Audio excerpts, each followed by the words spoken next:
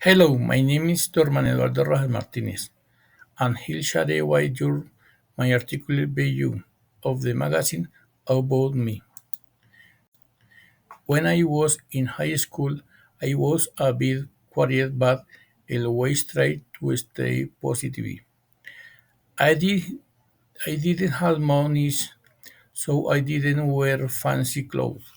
At school, I had to wear an uniform. And at home, I used to wear simple clothes like old t-shirts, jeans and sneakers. My clothes were new, but they were comfortable. I didn't worry too much about fashion. I spoke politely and wasn't very too catty, but we must close friends. I used to tell funny stories and made them laugh. I used to enjoy playing success in the netball youth.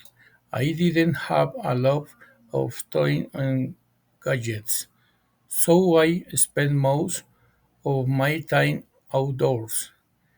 I like joining out with my friends and playing in with whatever my had.